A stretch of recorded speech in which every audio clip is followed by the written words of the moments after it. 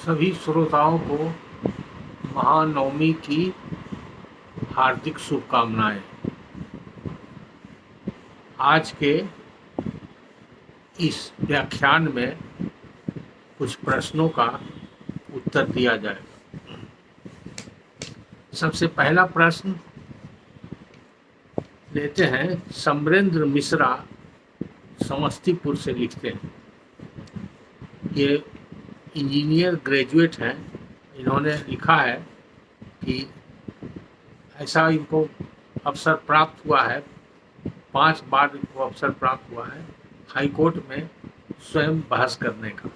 इससे पता चलता है कि इनको बहुत ही दिलचस्पी है इस संवैधानिक बात में, लीगल मैटर में दिलचस्पी है। और प्रॉब्लम भी जो इन्होंने लिखा है क्लियर कट हाथ से लिखा है, जैसा कि हम आप लोग को बताते हैं उसके हिसाब से इन्होंने ठीक लिखा है। क्योंकि साइंस के विद्यार्थी रहे हैं तो जनरली साइंस वाले लोग मेथोडिकल होते हैं और उनका साइंटिफिक टेम्परामेंट होता है। इसलिए जो लॉ में भी ऐसे बहुत सारे वकील या जज लोग हैं जो साइंस बैकग्राउंड से आए हैं, तो उन लोग का परफॉर्मेंस ज़्यादा बेटर होता है जो साइंस बैकग्राउंड से नहीं हो उनसे। मैं भी एक साइंस ग्रेजुएट हूँ, इसलिए मैं अच्छी तरह से समझता हूँ। जब साइंस का विद्यार्थी पढ़ता है तो वो मेथोडोलॉजी एक होती है, वो मेथोडोलॉजी के हिसाब से वो पढ़ाई लिखाई करता है, तो उसका टेम्परामेंट उसी तरह का हो जाता है, किसी चीज़ को क्लियरिटी में समझना और समझाना।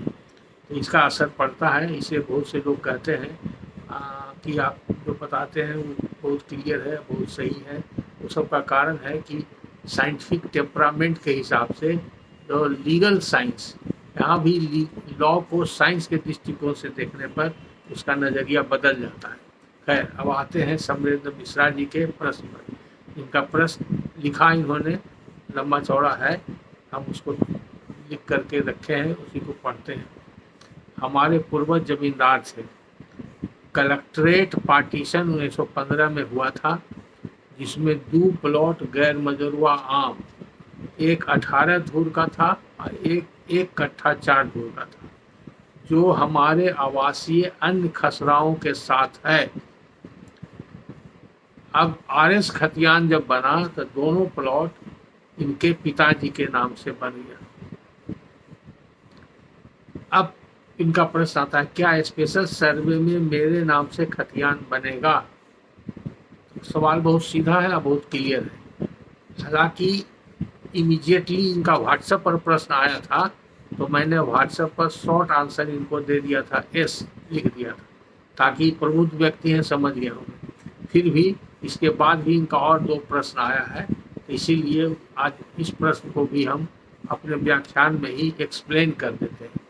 और एक्सप्लेन करने के पहले ये बता देना चाहते हैं मिश्रा जी कि कैसे कोई रैयती प्लॉट या गैरमजुआ प्लॉट जमींदार का हो जाता था और जमींदार को क्या राइट था, इससे संबंध में बीटी एक्ट पर और सर्वे के ऊपर जो मेरा लेक्चर है और बकास वगैरह के ऊपर मेरा लेक्चर है, वो सब लेक्चर में जाकर के खोजिएगा और देखिएगा, तो बहुत सारी बातें उसमें मिलेगी आपको। मैंने बहुत विस्तार से बताया है।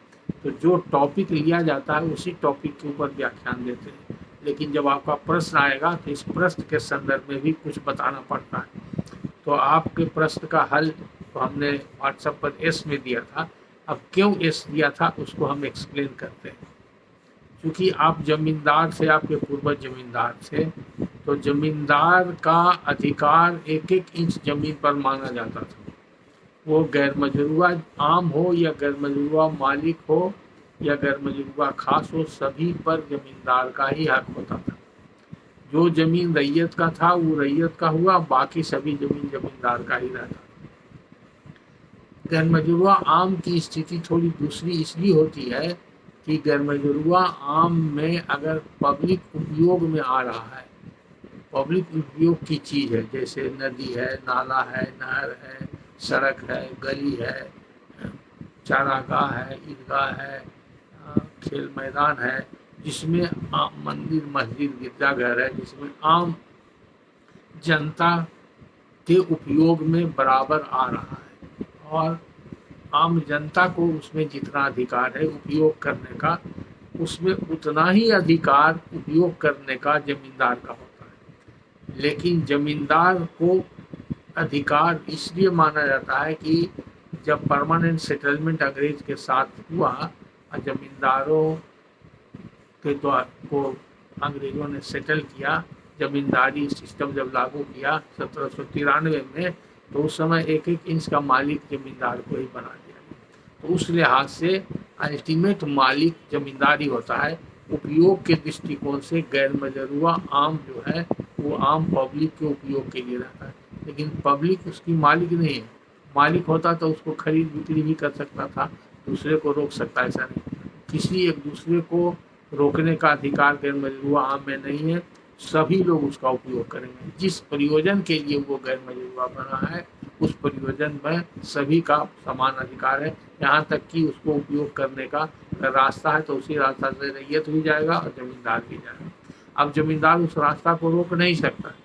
विशेष परिस्थिति में जमींदार का उसमें हक बनता है। दूसरी बात, गैर मजरूआ के बारे में भी कई बार बताया है।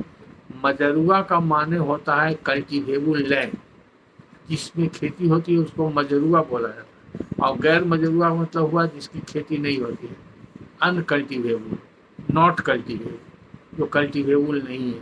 तो जो कल्टीवेबल नहीं है तो जमींदार उसका रख रखाव देखभाल सब करता है, उसी के जिम्मे रहता है, उसी का अधिकार रहता है। तो आपका जमीन गैर मजरूआ था, आम लिखा हुआ है, ठीक है, आम था, लेकिन किस प्रयोजन के लिए आता था और उस पर आम जनता का क्या उपयोगिता थी, ये सब आप कुछ नहीं लिखा है। अगर जब विवाद होगा तो ये सब मैटर देखा जाएगा। लेकिन जैसा आपने बताया है कि गैर मजरूआ आम 2 प्लॉट था और आपके आवासीय अन्य खसराओं के साथ है, तो इसका मतलब है कि उस पर पब्लिक का कोई कब्जा नहीं था और पब्लिक के उपयोग का नहीं था। वो आपके आवासीय जो प्लॉट थे उसके साथ मिल गया, तो आपके आवासीय खसरा का या आवासीय भूमि का या आवासीय भवन का वो पार्ट हो गया, उसका अंग बन गया। अंग बन गया तो जमींदार का चीज हो गया, यानी कि उसका नेचर जो है गैर मजरूआ आम रहते हुए खतियान में वो हो गया डिफैक्टो, वो गैर मजरूआ मालिक हो गया। आम लिखा हुआ होगा खतियान में, फिर भी प्रयोग के हिसाब से, कब्जा के हिसाब से आम पब्लिक का उसका पर उपयोगिता नहीं थी, आम पब्लिक का कब्जा नहीं था, जमींदार का कब्जा था। इसलिए वो गैर मजरूआ तो रहा, क्योंकि खेती नहीं होती थी, लेकिन वो गैर मजरूआ मालिक हो गया। तो उसको डी0 और डिफैक्टो 2 वर्ड है। कानूनन वो माना जाएगा कि वो गैर मजरूआ आम नहीं रहा, जबकि खतियान में लिखा हुआ गैर, लेकिन खतियान में जो लिखा हुआ है वो एंट्री कभी भी वो चेंज हो सकता है, परिस्थिति बदल सकता है। तो इसमें बदल गया क्योंकि जमींदार ने कब्जा कर लिया और अपना आवासीय खसरा से मिला लिया, तो इनका हो गया। अब इसका प्रमाण इससे भी प्रमाणित होता है कि उसके बाद जब आरएस खतियान बना तो वो दोनों प्लॉट आपके पिताजी के नाम से बन गया, यानी कि आपके पिताजी उसके रैयत हो गए। तब सीएस खतियान का वैल्यू खत्म हो गया। सीएस खतियान जिस समय था आज के तारीख में 100 वर्ष के आसपास हो रहा है। 100 वर्ष की पहले की स्थिति तो अब है नहीं, स्थिति बदलते रहती है।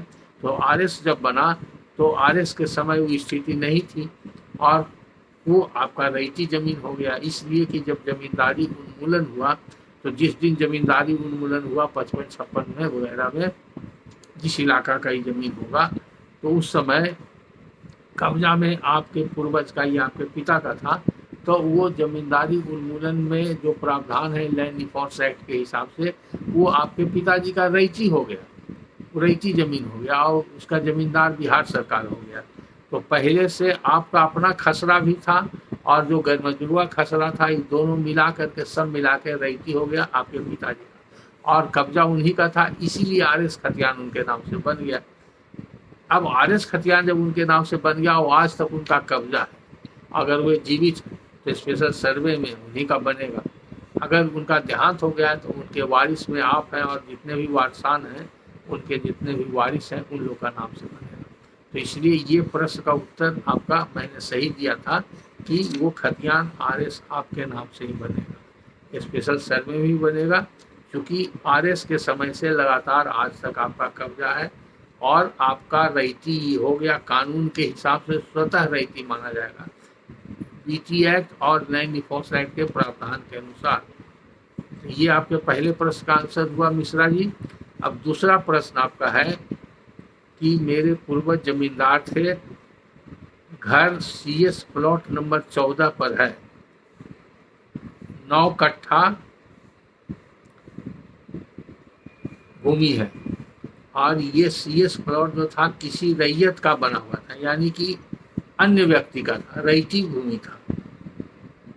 तब इस पर आपका 9 कट्ठा रैयती भूमि है और प्लॉट नंबर 14 है, तो आपका घर इस पर कैसे बन गया, सवाल ही होता है। फिर कहते हैं RS खतियान पिताजी का बन गया, इसका भी पिताजी के नाम से बन गया। उसके बाद लिखते हैं कि रेंट फिक्सेशन हुआ और रसीद भी पिताजी के नाम से कटती है। पुराना खतियान दिखाकर पुराना रैयत सर्वे कराना चाहेगा तो क्या होगा?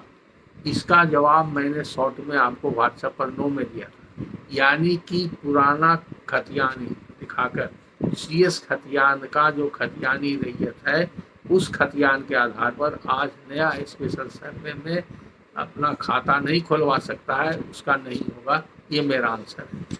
जैसे पहले प्रश्न का आंसर हुआ उसी से मिलता जुलता ये भी है, और पहले प्रश्न का जो उत्तर है वो दूसरे प्रश्न का भी उत्तर माना जाएगा। इसलिए कि जब CS प्लॉट बना तो CS प्लॉट बना किसी रैयत के नाम से, अन्य व्यक्ति के नाम, और चूंकि आपके पूर्वज जमींदार थे तो उस प्लॉट को आपके पूर्वज जमींदार होने के नाते कब्जा कर लिया। अब कब्जा करने का कई तरीका था, BT एक्ट में बहुत सा प्रावधान था जिसके बारे में हम पहले लेक्चर में बता चुके हैं। आज फिर से वहाँ पर दोहरा देते हैं। कोई भी रैयती जमीन अगर रैयत छोड़ करके चला जाता था, गांव छोड़ करके, तो उसको दूसरा रैयत कब्जा नहीं कर सकता था। मालिक ही उसका मालिक होता था, जमींदार ही उसका मालिक होता था। उसको एबंडनमेंट बोलते हैं। छोड़ छाड़ के गांव से बाहर चला गया, कारण जो भी रहा, तो वो जमीन स्वतः जमींदार अपने कब्जा में ले लेता था, और जब जमींदार अपने कब्जा में लेता था तो जमींदार का जमीन हो गया। यानी कि बकास जमीन जैसे जमींदार का होता था। अगर खेती उसमें होती है तो वो खेती की जमीन होती है, तो वो जमींदार खेती करने लगा, कब्जा कर लिया, तो उसका बकास में वो कन्वर्ट हो गया। अपने आप उसका जो कैटेगरी ऑफ लैंड हो गया वो बकास लैंड हो गया। नेचर ऑफ लैंड तो कल्टिवेबल ही रह गया। जो पहले रैयत खेती करता था, मान लीजिए वो मकान था और रैयत छोड़ दिया और वो मकान ही रह गया, और मकान ही जमींदार के कब्जा में आ गया, तो मकान ही जमींदार के कब्जा में आ गया तो वो बकास नहीं कहलाएगा, इसलिए खेती की नहीं है, तो वो गैर मजरूआ खास माना जाएगा मालिक का, या गैर मजरूआ मालिक माना जाएगा। तो मालिक के कब्जा में आ गया तो मालिक ही उसका मालिक हो गया, या जमींदार ही उसका मालिक हो गया। तो आपके पूर्वज किसी न किसी कारणवश उस जमीन के कब्जा में आ गए 14 डिसमिल। एक कारण एबंडनमेंट होता है, दूसरा होता है सरेंडर।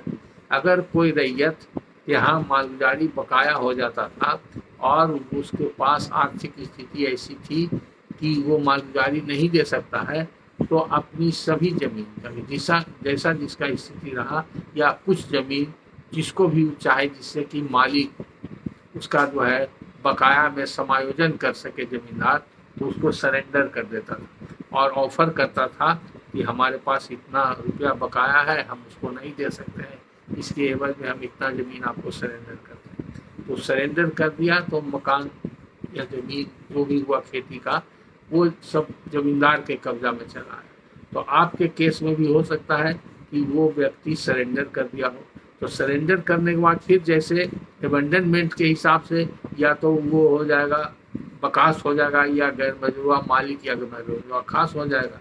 सरेंडर का एक आधार हुआ। तीसरा आधार होता था कि अगर जमींदार ने रेंट वसूली के लिए रेंट सूट फाइल किया रैयत के अगेंस्ट, और रैयत डिग्री होने के बाद भी अगर नहीं जमा कर सका डिग्री का रुपया, तो उस डिग्री के एक्सक्यूशन में यानी कि इजराय में कोई भी जमीन या कोई भी संपत्ति जमींदार उसका नीलाम कराता। तो मान लीजिए उसका कोई खेत था या जमीन था, उसको जमींदार ने नीलाम करा लिया, और नीलाम करा करके खुद वो खरीद लिया, वो डिग्री में उसका समायोजन कर दिया, खुद खरीदार नीलाम खरीदार बन गया। तो इन तीनों तरीका से रैयत की जमीन जमींदार के पास आती थी। उस जमींदार ने जिस समय जमींदारी सिस्टम था, यानी कि जमींदारी जाने के पहले 1955-56 के पहले, जब जमींदारी उन्मूलन हुआ उसके पहले की स्थिति। तो आपके पूर्वज जमींदार थे, 3 प्रकार से किसी भी प्रकार से इनके पास ही जमीन आया। ये तो पता लगाने का चीज़ है और देखने का चीज़ है। तो ये आपके पूर्वज बता सकते हैं, ये आप इसका कागजात, पुराना कागजात में छानबीन करके समझ सकते हैं। और दूसरा आपने लिखा है रेंट फिक्सेशन। तो रेंट फिक्सेशन जब लिखा है तो इसका मतलब है कि रेंट जो होता था जनरली कल्टिवेबल लैंड का होता था। तो ये जो 9 कट्ठा जमीन था, इसका कल्टिवेशन अगर होता होगा तो जमींदारी जाने के बाद वो सरकार उसके मालिक हो गई, यानी कि जमींदार हो गया। तो सरकार को उस जमीन का रेंट लेने का अधिकार हो गया। जमींदार जब स्वयं अपने कब्जा में रखे हुए था और स्वयं जोत रहा था, तो जमींदार तो खुद था, तो वो किससे रेंट लेता और किसको रेंट देता? तो जमींदार के पास जो जमीन जोत का होता था उसका कोई रेंट नहीं लगता था, क्योंकि बकास जमीन का कोई रेंट नहीं लगता था। रेंट तो देने वाला रैयत होता था और जमींदार रेंट लेने वाला होता था। तो इसलिए वो कह सकते हैं जमींदार के लिए वो रेंट फ्री हुआ, जमींदार को रेंट नहीं देना पड़ता था, तो वो जोतता था। लेकिन जब जमींदारी उन्मूलन हो गया तो जमींदार की स्थिति पलट गई, जमींदार के जगह पर सरकार आ गया और रैयत के जगह पर जमींदार आ गया। तो जमींदार को रेंट फिक्सेशन कराने का अधिकार है या सरकार को भी अधिकार है। उसके लिए लैंड रिफॉर्म्स एक्ट के साथ साथ लैंड रिफॉर्म्स रूल्स बना हुआ है। रूल 5, 6 और 7 3 रूल है अलग अलग प्रकार के जमीन के लिए। उसका आवासीय जमीन था, उसका होम स्टेट था, या खेती का जमीन था, या बकास था, कैसा जमीन था, वो सब के लिए नियम अलग अलग बना हुआ है। तो वो जो रेंट फिक्सेशन केस होता था, जब रेंट फिक्स हो जाता था तो उसी के आधार पर रेंट रोल बनता था।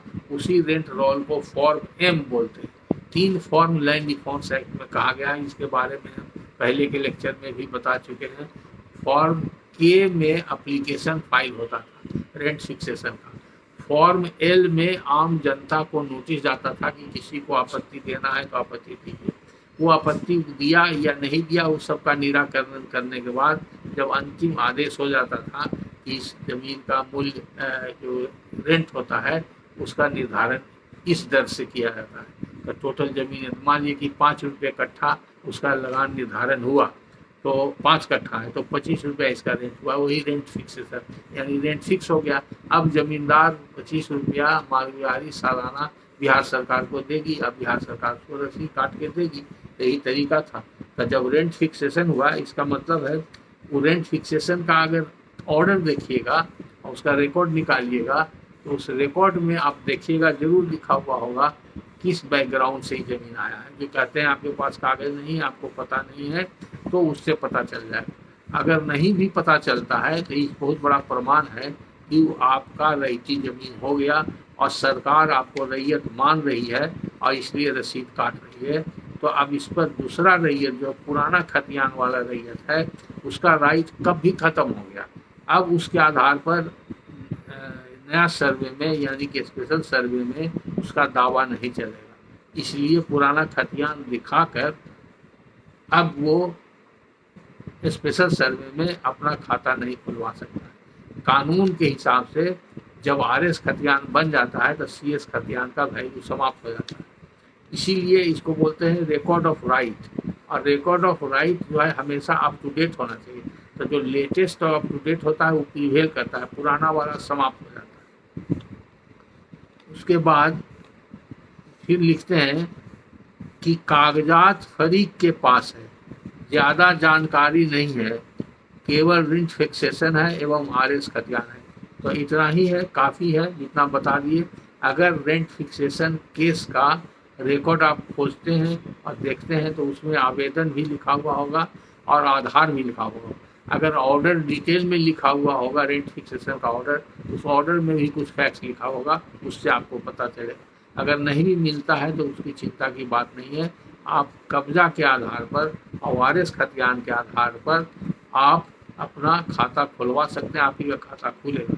अगर ये कोई ऑब्जेक्शन करता है उस सीएस खतियान वाला तो ये उस समय कहना होगा कि हमारे पूर्वज जमींदार थे और उनके कब्जा में ही चलाया था, ये सरेंडर कर दिया था, ये अबंडनमेंट कर दिया था, या मालगुजारी के चलते इसका नीलाम हो गया था, जो भी 3 परिस्थिति में उसका कुछ न कुछ एक केस बनाना होगा। ये सबसे ज़्यादा अगर कुछ नहीं मिलता है तो सबसे ज़्यादा आसान है कहना कि सरेंडर कर दिया था। सरेंडर कर दिया था, मौखिक सरेंडर भी होता था, लिखित सरेंडर भी होता था। और अगर उसका जो CS खतियान वाला रैयत है, अभी उस गांव में उसका वंशज कोई नहीं रहता है और कहीं बाहर चला गया है या कोई नामो निशान नहीं मिल रहा है, तो कह सकते हैं एबंडनमेंट करके बाहर चला गया था, दूसरे गांव में जाके बस गया। अगर उसी गांव में उसका वंशज है और उसके पास और जमीन जायदाद है, तो सबसे सेफ कहना है कि सरेंडर कर दिया। तो आपके प्रश्न का ये समाधान हमने शॉर्ट में व्हाट्सएप पर आपको तो आंसर दिया था, यही है। आपको चिंता करने की आवश्यकता नहीं है। आपका RS खतियान के आधार पर ही स्पेशल सर्वे में खतियान बनेगा। अब इसके बाद अगला प्रश्न लेते हैं। कमलेश्वर प्रसाद सिंह, ये कहाँ से लिखते हैं इन्होंने नहीं लिखा है, और न इनका क्या पेशा है, क्या करते हैं, नहीं लिखा है। प्रश्न इनका बड़ा छोटा सा और बहुत सटीक है और बहुत अच्छा प्रश्न है। ये कहते हैं क एक हिंदू व्यक्ति है जिसको 3 लड़का और 1 लड़की है। 1966 में उनकी मृत्यु हो गई। तो ये पूछते हैं कि इसमें हिस्सा किसका कितना होगा। अब यहाँ पर एक चीज प्रश्न में इन्होंने छोड़ दिया है कि लड़का लड़की के बारे में बताया है, पत्नी है कि नहीं। अगर पत्नी है तो पत्नी को भी हिस्सा होगा, लड़की का भी हिस्सा होगा, लड़का का भी हिस्सा होगा और सबका बराबर हिस्सा होगा कानून के हिसाब से। तो अगर पत्नी नहीं है, आपने नहीं लिखा है तो हम मान के चलते हैं पत्नी नहीं है। अगर पत्नी रहेगी तो 4 जगह बटेगा, अगर पत्नी नहीं है तो 3 जगह बटेगा। मैंने पत्नी अगर होगी तो 5 जगह बटेगा, और अगर पत्नी नहीं है तब 4 जगह बटेगा, यानी कि 3 लड़का 1 लड़की 4 हिस्सा। अब ये हिस्सा कैसे निकाला जाता है, ये थोड़ा सा हिंदू सक्सेशन एक्ट में जो नया एक्ट बना उसमें थोड़ा सा पेच है। वो पेच ये है कि जिस लड़की का बाप 1956 के बाद मरा और 2005 के पहले मरा, तो उस लड़की को बाप के हिस्सा में बराबर का हक है, यानी कि भाई और माई के बराबर उसका भी लड़की का भी हक है। तो बराबर हिस्सा तो हम बता दिए। तब शर्त ये है कि बाप के हिस्सा में, तो ये अगर इनका हिस्सा निकला हुआ था, फिर इसमें दूसरा पेश है कि का ये जमीन अगर स्व-अर्जित जमीन है, स्व-अर्जित जमीन है, इनका खरीदारी है, तब तो कोई हिस्सा निकालने का जरूरत नहीं है। अगर इनका का जमीन जो है और भी इनके फरीकदार और पटीदार के साथ बट करके मिला है इनको, तो या इजमाल है इनके और भी पटीदार साथ में हैं के, तब उसका हिस्सा उनको निकालना पड़ेगा। तो हिस्सा निकालने के लिए अलग तरीका है। अभी आपका प्रश्न हम मान के चल रहे हैं का खास हासिल कर दिए है, इनका खरीदा हुआ है या का सेपरेट है या अलग है, तो इसमें सीधा सीधी बराबर बराबर हिस्सा हो जाएगा। 5 हिस्सा में अगर पत्नी है तो 5 हिस्सा में, और अगर पत्नी नहीं है तो 4 हिस्सा में बच जाएगा। अब दूसरा प्रश्न आपका है कि कोई हिस्सा से ज़्यादा बेच दे तो क्या होगा। तो हिस्सा से ज़्यादा जो बेचेगा, मान लीजिए कि उसका हिस्सा 5 कट्ठा होता है, 5 कट्ठा होता है, वो बेच दिया 10 कट्ठा, तो खरीदार को सिर्फ 5 ही कट्ठा पर हकीयत होगा, टाइटिल होगा, 10 कट्ठा पर नहीं होगा। यानी कि डॉक्यूमेंट हिस्सा से जो फालतू होगा उसके लिए वॉइड और इलीगल माना जाएगा। तो उस डॉक्यूमेंट को तोड़ने के लिए, सेट असाइड करने के लिए सिविल कोर्ट में केस करना पड़ेगा।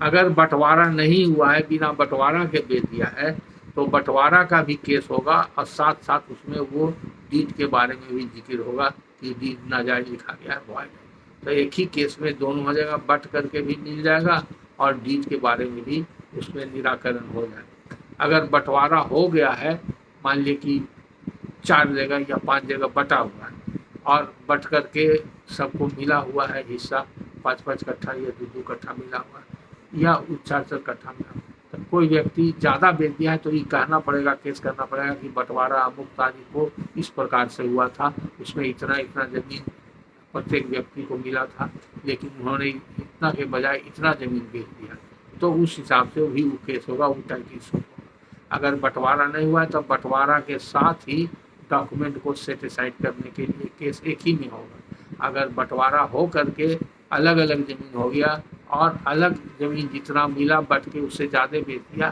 तो अलग से सिर्फ टाइटल सूट होगा, वो डिक्लेरेशन के लिए कि वो डॉक्यूमेंट जो है वॉइड है और उस डॉक्यूमेंट को सेट असाइड कर दिया जाए, या जो ज़मीन ज़्यादा बेच दिया है उस पर उसका कब्जा दखल होने से रोक दिया जाए।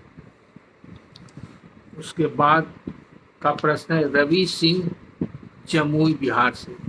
रवि सिंह क्या कहते हैं, इन्होंने नहीं लिखा, लेकिन प्रश्न करने से लगता है या तो ये कोई जुडिशियल ऑफिसर हो या ये एडवोकेट हो। इनको देना चाहिए आइडेंटिटी एडवोकेट ही ऐसा प्रश्न कर सकते हैं। तो प्रश्न के हिसाब से हम अंदाज से बता रहे हैं, चूँकि इन्होंने पहला जो प्रश्न किया है अंग्रेजी में लिखा है इंडियन ईजमेंट एक्ट 1882 क्या बिहार में लागू है। तो इसका पहला जवाब है, हालांकि हमने व्हाट्सएप पर इनको हमने जवाब एस में दिया था, इसलिए दिया था कि उसके साथ इनका अगला लाइन है हम अपनी ज़मीन को लीव और लाइसेंस एग्रीमेंट पर दे सकते हैं, इस संदर्भ में हमने हाँ कहा था। अब चूंकि अगर हम मान के चल रहे हैं कि आप लॉ का टेक्निकल बात पूछ रहे हैं, तो ईजमेंट एक्ट 1882 आप देखिएगा तो उसमें लिखा हुआ है कि कहाँ कहाँ लागू होता है। उसको लागू करने के लिए वो बिहार जिस राज्य में लागू होगा, जिस इलाका में लागू होगा, सरकार को नोटिफिकेशन निकालना पड़ता है। तो वो नोटिफिकेशन बिहार सरकार ने नहीं निकाला, तो उसका मतलब है कि ईजमेंट एक्ट जो ईजमेंट के संबंधित है, कोई राइट ऑफ ईजमेंट हम लोग जो क्लेम करते हैं, वो ईजमेंट्री राइट का अगर कोई क्लेम करना हो, उसके लिए सूट फाइल करना हो, तो वो बिहार में ईजमेंट्री राइट का सूट नहीं चलेगा, क्योंकि ईजमेंट एक्ट लागू नहीं है। इतना तो आप जान गए, ये पहला हुआ बेसिक नॉलेज। लेकिन ईजमेंट का सूट आता है। अब क्यों आता है, इसका कारण क्या है? इसका कारण क्या है कि ईजमेंट एक का प्रावधान है कि अगर कोई बहुत ज़माने से लगातार 30 वर्षों से ज़्यादा से किसी चीज़ को इस्तेमाल करते आ रहे हैं, तो वो जैसे रास्ता इस्तेमाल करते आ रहे हैं, गली इस्तेमाल करते आ रहे हैं, नहर का पानी इस्तेमाल करते आ रहे हैं, तो उसको हवा रोशनी लेते आ रहे हैं, तो उसको ईजमेंट्री राइट बोलते हैं। बिना रोक ठोक के आप इस्तेमाल करते हैं, तो ईजमेंट के सिद्धांत का लागू होता है। ईजमेंट एक्ट लागू नहीं होता, ईजमेंट का सिद्धांत लागू होता है। और अगर वो कस्टमरी लॉ हो गया, कस्टम के आधार पर ईजमेंट्री राइट क्लेम किया जा सकता है बिहार में। इसलिए जो भी मुकदमा होता है वो कस्टमरी राइट के आधार पर ही यहाँ पर ईजमेंट्री राइट क्लेम किया जाता है। जैसे कोई व्यक्ति घर बनाता है, तो घर बनाता है तो अपना दोनों तरफ खिड़की छोड़ दिया और उसका कुछ ज़मीन भी छोड़ दिया। खिड़की इसलिए रहता है कि हवा और रोशनी उससे आवेगी। अब बगल का व्यक्ति उसके ज़मीन में सटा करके दीवार दे दे और मकान बना दे, तो उसका खिड़की बंद हो जाए। तो खिड़की बंद, हालांकि वो अपने ज़मीन पर बना रहा है, तो उसको रोकने का अधिकार हमको है ईजमेंट्री राइट के आधार पर, कि हमको लाइट और एयर लेने का ईजमेंट्री राइट है, क्योंकि ईजमेंट ऑफ नेसेसिटी है। तो उस ईजमेंट का सिद्धांत इसमें लागू होता है, तो उसको हम मकान बनाने से सटा करके रोक सकते हैं। और दूसरा है कि बिल्डिंग बाई लॉज अगर शहर में है तो उसका कानून है कि कितना फीट छोड़ के बनाना है म्यूनसिपल एरिया में या कॉरपोरेशन एरिया में, तो उसके आधार लेकर के भी मुकदमा होता है, इस तरह का मुकदमा होता है। तो ईजमेंट्री राइट प्लेन एंड सिंपल अगर क्लेम करना हो तो ईजमेंट एक्ट के हिसाब से बिहार में नहीं होगा, लेकिन वो कस्टमरी राइट के रूप में क्लेम करना हो तो बिहार में ईजमेंट का केस हो सकता है। लेकिन लीव और लाइसेंस का एग्रीमेंट हो सकता है। इसके लिए आपको ईजमेंट एक्ट का एप्लीकेशन जरूरी है, क्योंकि लीव एंड लाइसेंस का जो प्रिंसिपल है वो लागू होता है। आप अपनी ज़मीन को लीव और लाइसेंस पर दे सकते हैं, क्योंकि ये दो व्यक्तियों के बीच एग्रीमेंट है और वो एग्रीमेंट उसी प्रिंसिपल के आधार पर आप कर सकते हैं, उसी सिद्धांत को बाई एग्रीमेंट आप मान सकते हैं। तो एग्रीमेंट वैलिड है। It is not agreement which is forbidden by law. ऐसा नहीं कहता है ईजमेंट एक्ट कि अगर जहाँ ईजमेंट एक्ट नहीं लागू है वहाँ पर लीव एंड लाइसेंस का एग्रीमेंट नहीं हो सकता। अगर प्रोहिबिटेड रहता तो नाजायज हो जाता, ऐसा नहीं है। इसलिए लीव एंड लाइसेंस पर आप दे सकते हैं। अब एक बहुत बड़ा प्रश्न है, कॉम्प्लिकेटेड प्रश्न है ये लिखते हैं नजीर, नजीर या नाजीर जो भी हो, कहाँ से लिखते हैं इन्होंने नहीं लिखा है, क्या करते हैं इन्होंने नहीं लिखा है। इनका प्रश्न लंबा चौड़ा है और थोड़ा सा कंफ्यूजिंग भी है, फिर भी हम कोशिश कर रहे हैं थोड़ा थोड़ा पढ़ने का। आप पढ़ लेते हैं तब तो समझ जाएंगे, प्रश्नकर्ता खुद समझ आए। लिखते हैं कि मेरे दादा रजाक RS 10 खसरा, डिविजनल सर्वे में 10 खसरा, बकास्त मालिक 6 बीघा 2 कट्ठा 7 धूर, नक्शा में 6 बीघा 10 कट्ठा और खेवट 8 आना 7 पाई मेरे दादा के दादा का हिस्सा है। रजाक मियाँ 7 आना 5 पाई के हिस्सेदार हैं। 1923 में दादा के दादा ने 8 आना 7 पाई मेरे दादा और उनके 3 भाई को रजिस्टर्ड गिव डीड से दे दिया था, जिस पर जोतावाद करने लगे। उसका RS मैप भी बना और CS मैप पहले जैसा ही है। जैसा CS मैप था वैसा ही RS मैप नहीं आ गई। पुराना खतियान नया खतियान मैप वैसा ही है। कुछ खसरा सिंगल मिला है और कुछ शामिलात, लेकिन कब्जाबारी दोनों मालिक की ठीक चली आ रही है। साबिक तथा हाल सर्वे से, लेकिन कुछ दिन पहले रजाक मियाँ के वंशज हमारे 7 कट्ठा पर धावा बोल दिया कि फॉर्म M में पूरा खसरा मेरा है। दूसरे खसरा में उसको 30.5 कट्ठा है, तो रेंट रोल में 25 कट्ठा है। जहाँ उसको 7 कट्ठा मिला है वहाँ मेरा 7 कट्ठा मिलाकर 24.5 कट्ठा उसके रेंट रोल में चढ़ा है। मार्गदर्शन दे। RR कटती है, माने रसीद कटती है, मार्गदारी रसीद कटती है जमींदारी उन्मूलन के समय से। अब गिफ्ट में रजाक गवाह हैं। अब इसको गिफ्ट जो लिखा गया है वो गवाह है।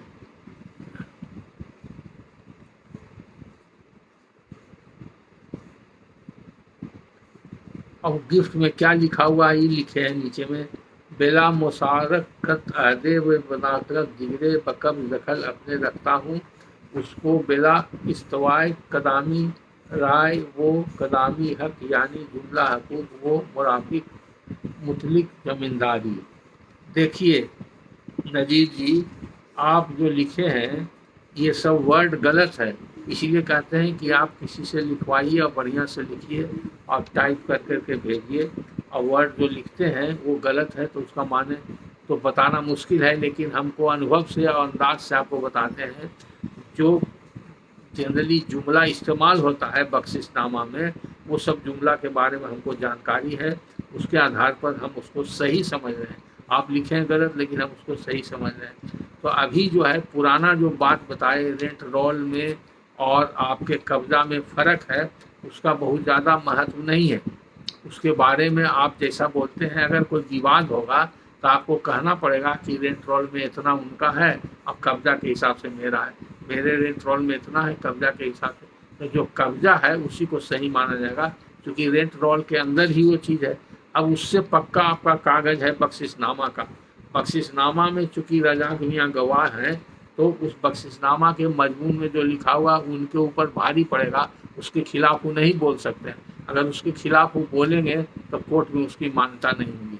और यहाँ तक इसमें लिखा हुआ है मुदाखलत अहदे होता है, यानी कि हमारा जो कब्जा दखल है उसमें कोई आदमी का इसमें दस्तंदाजी नहीं है, कोई आदमी इसे दखल नहीं किया हुआ है, कोई आदमी डिस्टर्ब नहीं कर रहा है और न किसी का कोई इसमें सरोकार है। और मेरे कब्जा दखल में शांतिपूर्वक चला आ रहा है और हम इस पर पूरा हक और हकूक हमको है, इसको हमको सब हासिल है, इसलिए हम जो है इसको बख्शिश कर सकते हैं, हमको हक इत्काल हासिल है। तो इस सारा टाइटिल और पोजीशन दोनों बख्शिश डीड में उन्होंने क्लेम किया है, तो उन्होंने जो भी बख्शिश में लिखा है उसी की मान्यता होगी। और फॉर्म M में और कब्जा में भिन्नता अगर है तो उससे आपको कोई नुकसान नहीं होगा। अगर उन्होंने कहीं दावा किया है, लिखित दावा किया है, कोई केस किया है तो उसमें आपको जवाब देना होगा। आप अपने वकील से मिल करके उसी तरह से जवाब दिखाइएगा। मेरा जवाब यही है कि रजाक मियाँ जो है बख्शिशनामा में लिखी गई शर्तों के बातों के हिसाब से खिलाफ नहीं बोल सकते हैं। अगर वो बोलेंगे तो कोर्ट में उसकी मान्यता नहीं होगी, आपके पक्ष में फैसला होगा अगर कोई विवाद होता है। तो जैसे आपका कब्जा है, कब्जा बरकरार रखिए। अगर वो आपके कब्जा पर दस्तंदाजी करते हैं, धावा बोल दिया है, ऐसा धावा बोल दिया शब्द है, तो धावा बोलने का मतलब क्या है? आप कहीं पर कोई दरखास्त दे दिया आपके खिलाफ, कहीं पर केस फाइल कर दिया, या जमीन पर चढ़ करके जोत लिया या मकान बना लिया, तो ये जैसा बीमारी बताइएगा वैसा ही नहीं इलाज होगा। आप डॉक्टर को बोलिए मेरा तबीयत बहुत जोर खराब है, बहुत मेरा तबीयत बिगड़ गया है, तो क्या डॉक्टर इलाज करेगा? आप तबीयत खाली बिगड़ गया तो बिगड़ने का क्या कारण है, लक्षण क्या है बताना होगा। बुखार है, दर्द है, क्या है, सर्दी है, खांसी है, तो ही वो सोचेगा डॉक्टर। उसी तरह से आप धावा बोल दिया, धावा बोलने का बहुत भेद है। आप अपना प्रश्न ठीक से नहीं कर सकते हैं तो किसी वकील से मिलिए, वकील से लिखवाइए, कोई जानकार आदमी से लिखवाइए। आपका अपना क्या प्रॉब्लम है आप खुद समझ नहीं रहे, तो इसलिए हम मार्गदर्शन क्या करें? मार्गदर्शन तो तभी हम कर सकते हैं जब मेरे पास सारा चीज़ रहेगा, सारा मटेरियल रहेगा और सही सही रहेगा। इसके लिए आपको स्थानीय वकील से मिलना पड़ेगा। आप कहाँ से लिखते हैं ये पता नहीं चलता, वहाँ वकील अगर है सिविल के तो जाके उनसे मिलिए और उनसे कागज दिखाइए। लेकिन हम सारी बात को समझ करके आपको ही उत्तर दे रहे हैं कि आपका दावा बख्शिश के आधार पर सही है और सही रहेगा। अब जहाँ कहीं भी विवाद खड़ा होगा आप उसी को आधार मान के जवाब दीजिएगा और कब्जा को अपना आधार बनाइएगा। उसके बाद प्रभात कुमार का प्रश्न है। ये प्रभात कुमार भी जो है ये कहाँ से लिखते हैं और क्या करते हैं इन्होंने नहीं लिखा, लेकिन इनके प्रश्न करने से भी लगता है ये भी वकालत पेशे से जुड़े हुए हैं। और अगर वकील हैं तो अच्छी बात है, बताना चाहिए था। अगर वकील नहीं है तो कोई लॉ स्टूडेंट है तो भी बताना चाहिए था, ताकि हम उस हिसाब से एक्सप्लेन करें। हम बराबर कहते हैं कि आप अपना आइडेंटिटी मत छिपाइए, आइडेंटिटी बताने से आपको लाभ ही होगा, छिपाने से ही नुकसान होता है। और कहाँ से लिखते हैं इससे भी आइडिया होता है। बहुत लोगों के प्रश्न करने से ही पता नहीं चलता है। अब बिहार से ही बोल रहे हैं तो बहुत लोगों को ये मालूम नहीं कि हम बिहार के हैं, हम भी बिहारी से बोल रहे हैं। हम पटना से बोल रहे हैं, पटना में रहते हैं, हाईकोर्ट के एडवोकेट हैं। तो जो भी हम लेक्चर देते हैं या तो पटना जुडिशियल एकेडमी, जो बिहार जुडिशियल एकेडमी है, वहाँ लेक्चर देते हैं, या आप लोग के प्रश्न का जो उत्तर देते हैं वो अपने ऑफिस में बैठ करके पटना में बैठ के लेक्चर देते हैं। तो या क्लास लेते हैं, ऑनलाइन क्लास लेते हैं तो अपने ऑफिस में बैठ कर लेते हैं। वही सब लेक्चर आपको यूट्यूब पर अपलोड होता है, वही वीडियो आप लोग देखते हैं। तो अब प्रभात कुमार जी का प्रश्न लिखते हैं। ये पहले प्रश्न किए थे 7 अगस्त 2024 को। हालांकि इनका हम शॉर्ट में जवाब दे दिए थे व्हाट्सएप पर, लेकिन लगातार और प्रश्न करते जा रहे हैं तो सभी प्रश्नों का एक साथ हम उत्तर दे रहे हैं। ये कहते हैं बीटी एक्ट के सेक्शन 101 सब क्लाउज 2 में सर्वे करने का आदेश जमींदार दे सकता है कि नहीं दे सकता है? तो इसका जवाब दिया है, बीटी एक्ट के लेक्चर में बताया है।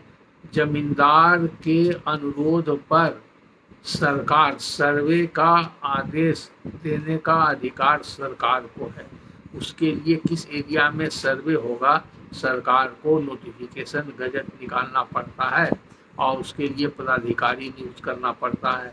सारी प्रक्रिया अपनाने के लिए सरकार के पास कानून बना हुआ है, उसके लिए बीटी एक्ट में प्रावधान है और बंगाल सर्वे एक्ट में प्रावधान है। तो बीटी एक्ट में इसलिए प्रावधान बनाया गया था कि कुछ इलाका में अगर जमींदार ने महसूस किया कि यहाँ पर कुछ एरिया में सर्वे नहीं हुआ है और सर्वे होना जरूरी है, तो जमींदार सरकार से रिक्वेस्ट कर सकता है।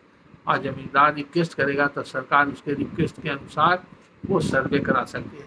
और प्रभात जी आपने उसके बाद भी कुछ कागज फोटो भेजा है जिसमें ही लिखा हुआ है कि कौन कौन इलाका में जमींदार के रिक्वेस्ट पर ये सरकार ने सर्वे कराया, तो उससे भी आपको समझना चाहिए। वो भी हम पढ़ करके देख लिया। हालांकि फोटो बहुत फेंट है, पढ़ने में दिक्कत हुआ, लेकिन उससे आपके प्रश्न का उत्तर उसी में मिल जाता है जो आप फोटो भेजें कि जमींदार के रिक्वेस्ट पर ही किया गया है। तो इसमें कोई डाउट नहीं कि जमींदार के रिक्वेस्ट पर सर्वे सरकार करती है। जमींदार को सर्वे कराने का खुद अधिकार नहीं है, सर्वे कराने का अनुरोध करने का अधिकार है, और जब जमींदार अनुरोध करता है तो सरकार को नहीं करने का कोई कारण नहीं, उससे सरकार को भी लाभ होगा। जैसे सर्वे होगा तो रेंट का कलेक्शन बढ़ेगा तो सरकार को भी फायदा होगा। उसके बाद 9 अगस्त का एक प्रश्न है, 9 अगस्त 2024 का इनका प्रश्न है, अंग्रेजी में है। इसी से पता चलता है कि ये वकालत से जुड़े हुए व्यक्ति हैं। How to rectify wrong entry of khata number in sale deed. Correct khata number is 169 but wrong khata number is 69, other entries are correct. तो आपके प्रश्न को फिर हम हिंदी में कन्वर्ट करते हैं। आपका प्रश्न है प्रभात कुमार जी, जो और भी श्रोता लोग सुन रहे हैं उनको समझने के लिए ऐसे हम आपको अंग्रेजी में रिप्लाई दे देते तो आप भी हिंदी में समझ ही जाइएगा कि कोई भी डीड में किसी भी प्रकार का डीड हो उसमें कोई गलती होती है तो रेक्टिफाई करने का या सुधार करने का प्रावधान जो है रजिस्ट्रेशन एक्ट में है कि दूसरा डीड लिखा जाए और भी रजिस्टर्ड डीड लिखा जाए, उसको बोलते हैं डीड ऑफ रेक्टिफिकेशन, और उर्दू में उसको बोलते हैं तितिम्मा नामा या डीड ऑफ रेक्टिफिकेशन, या हिंदी में उसका सुधारनामा भी कर सकते हैं। तो वो दोनों व्यक्ति मिल करके लिखता है। तो ये लिखने का है कि कोई किसी भी डीड में एक मिस्टेक है, जैसे आपका केस है एक ही मिस्टेक है सिर्फ खाता नंबर का, तो उसके लिए तितिम्मानामा हो सकता है। लेकिन ये बहुत पुराना अगर डॉक्यूमेंट हो गया तो नहीं हो सकता है। पहले तो 1 साल के अंदर या 2 साल के अंदर या 3 साल के अंदर लोग लिख देते थे तो एक्सेप्ट हो जाता था। अभी कुछ नियम बदल गया है, ये आपको स्थानीय कातिब से या रजिस्ट्री कचहरी जाके पता करना पड़ेगा कि रेक्टिफिकेशन डीड हम कितना दिन के अंदर, मान लीजिए कि आप 1 साल पहले आपने कोई सेल डीड लिखा है और सेल डीड में खाता नंबर हो गया तो जाके पूछिएगा कि अब 1 साल हो गया है, अब इसका रेक्टिफिकेशन हो सकता है। अगर वो कहेगा कोई टाइम बन गया है, कोई रूल नया बन गया है, वो पता करना पड़ेगा। अब जहाँ तक हमको याद है कि अब 1 साल से ज़्यादा का नहीं होता है, फिर भी आप इसको कंफर्म कर लीजिएगा। अगर 1 साल के अंदर का आपका मामला है तो वो रेक्टिफिकेशन डीड में उसका सुधार हो जाए। अब रही बात कानून की, क्योंकि आप वकील हैं तो हम आपको बताते हैं ये गलती कोई गलती नहीं है, ये गलती को आप इग्नोर कर सकते हैं। अदर एंट्री जब सही है तो खाता नंबर का वैल्यू नहीं है, प्लॉट नंबर अगर सही है, अराजी सही है और चौहद्दी सही है तो खाता नंबर को इग्नोर किया जाएगा। तो जिस खाता में आप देखिएगा कि खाता नंबर 69 में वो प्लॉट है ही नहीं, जब खतियान में खोजिएगा तो खाता 69 में वो प्लॉट मिलेगा ही नहीं, जब वो खाता 169 निकालिएगा तभी प्लॉट मिलेगा। तो प्लॉट नंबर और आजी दोनों को मिलाइएगा तो अपने आप वो करेक्ट हो जाएगा।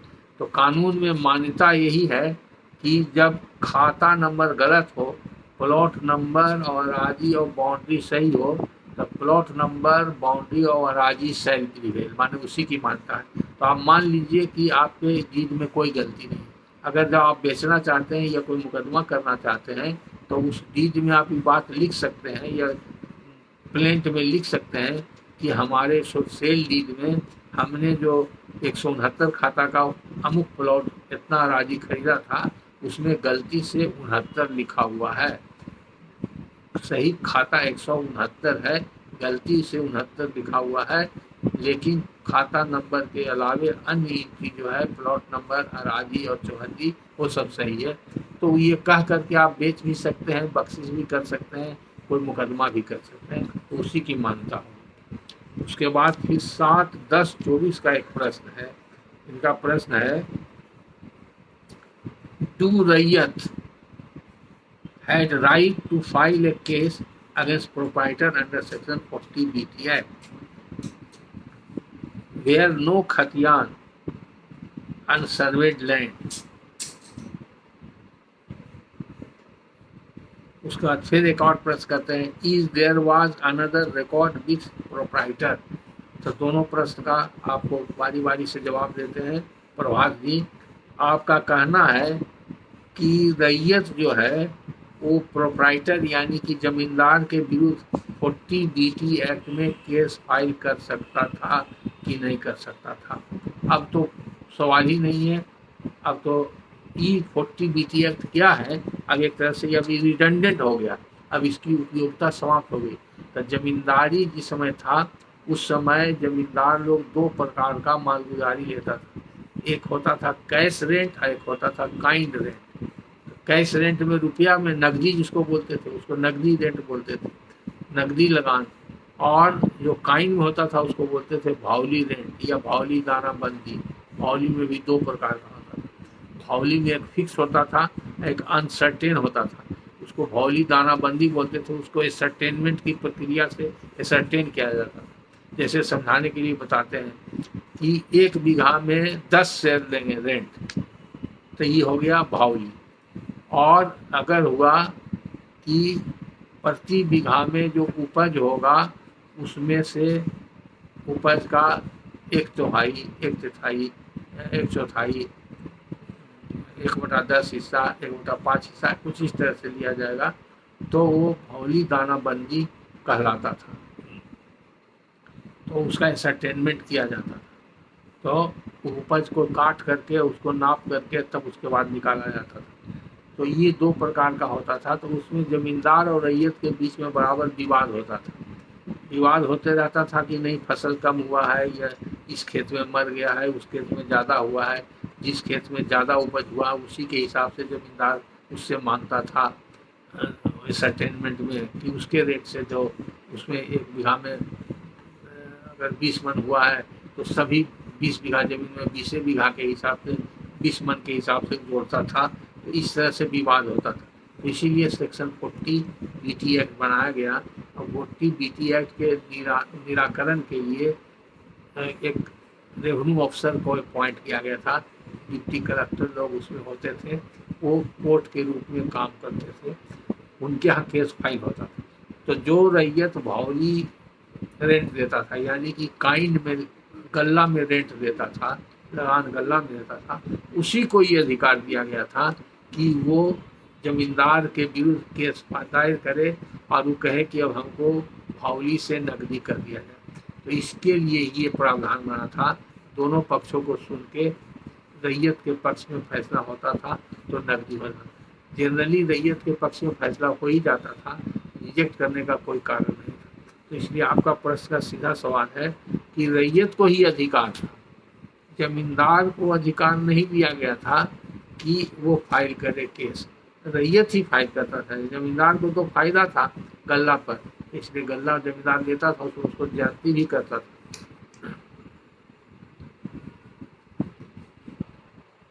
अब दूसरा सवाल आपका है कि ये भावली वाला केस वैसे जगह में हो सकता था कि नहीं जहाँ पर खतियान बना ही नहीं, सर्वे हुआ ही नहीं।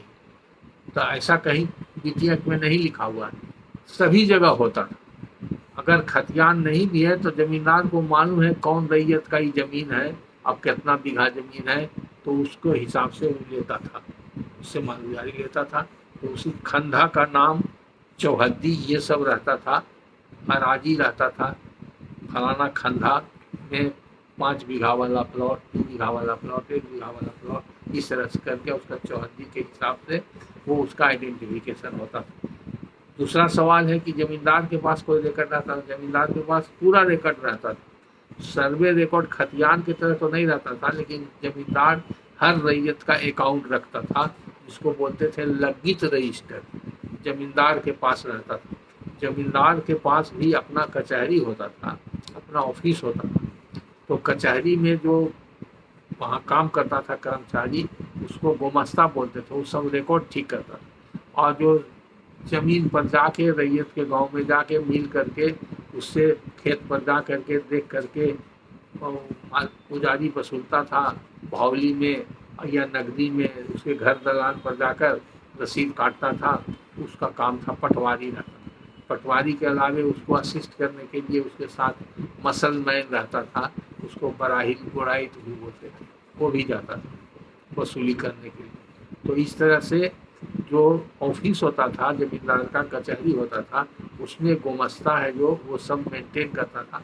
हर रैयत का लग्गित रहता था, उसको लग्गित रजिस्टर बोलते थे। उस लग्गित रजिस्टर में उस रैयत का किस इलाका में किस गांव में कितना जमीन है वो लिखा रहता था, और किसका कितना माल गुजारे ये लिखा। उसी के हिसाब से जमींदार वो करता था। तो अगर विवाद हुआ तो जमींदार अपना वो लज्जित रजिस्टर पेश करता था 40 बीटी एक्ट के केस में। तो जहाँ पर सर्वे रिकॉर्ड नहीं है, जहाँ पर सर्वे नहीं हुआ है, वहाँ पर भी केस होता था। और उस ज़माने में ज़मींदार के पास खतियान के अलावे अपना रिकॉर्ड रहता था, ज़मींदार अपना रिकॉर्ड मेंटेन करता था। और उसी के आधार पर जब ज़मींदारी उन्मूलन हुआ तो ज़मींदार ने रिटर्न और जमाबंदी दाखिल किया, और रिटर्न जमाबंदी के आधार पर सरकार को आधार मिला अपना रिकॉर्ड बनाने का, जिसको कि जमाबंदी रजिस्टर बोलते हैं या रजिस्टर 2 कहते हैं। पंजीदू खुला उसी रिटर्न जमाबंदी के आधार पर। सरकार के जो अंचल अधिकारी बहाल हुआ, अंचल कार्यालय बना, तो उसमें सर्वप्रथम जो डॉक्यूमेंट मिला वो जमींदार के द्वारा दिया गया रिटर्न मिला। उसी से पता चला कि इस जमींदार के जिनमें कितने रैयत थे और उन रैयतों के पास कितनी ज़मीनें थी और उन रैयतों से कितनी लगान की वसूली होती थी। उसी को वो एंट्री किया। और उसका तरीका था कि अंचलाधिकारी के नीचे जो कर्मचारी होता था और अमीन होता था, ये सब जा करके गांव में ज़मीन पर जाके उसको वेरीफाई करता था कि रिटर्न में जो दिया गया है सही है, कम है, बेस है। तो उसको समझने बूझने का कार्य करता था। उसी को बोलते हैं बुझारत, फील्ड बुझारत, यानी कि physical verification of the correctness of the entries made by the जमींदार इन दी वेस्टिंग रिटर्न। तो वेस्टिंग रिटर्न में जो रिटर्न में भरता था जमींदार का इम्प्लाई लोग भर के देता था, उसको वेरीफाई करता था। तो फील्ड पर जाकर के पूछता था, खेत पर जाके पूछता था, इसलिए उसको बोलचाल की भाषा में फील्ड बुझारत बोलते थे। तो बहुत सा जमीन देखना रहता था, बहुत गांव में जाना पड़ता था। तो जमींदार लोग एक अपना डायरी रखता था, रजिस्टर रखता था, और जहाँ जिस गांव में गया, जिस रैयत का जो चीज़ देखा, वहीं पर अपना रजिस्टर में यादाश्त के लिए, याद रखने के लिए नोट कर लेता था। और फिर जब अंचल में लौट करके आता था तो उसके आधार पर जमाबंदी रजिस्टर में जोड़ घटाव कर देता था। मान लिया कि यहाँ पहले से उसको रिटर्न के हिसाब से 5 बीघा मिला हुआ है, और वहाँ गया तो देखा कि नहीं 6 बीघा उसके कब्जा में, बाकी 1 बीघा बढ़ा देगा, मालगुजारी बढ़ जाएगा उस हिसाब से। तो उसको रजिस्टर को बोलते हैं बुझारत रजिस्टर, फील्ड बुझारत रजिस्टर या बुझारत रजिस्टर। तो अब कहीं कहीं उपलब्ध है, कहीं नहीं भी उपलब्ध है। बहुत सा कर्मचारी लोग अपने पास ही रखे रह गया, और कुछ कर्मचारी लोग ऑफिस में जमा कर दिया तो ऑफिस में रह गया।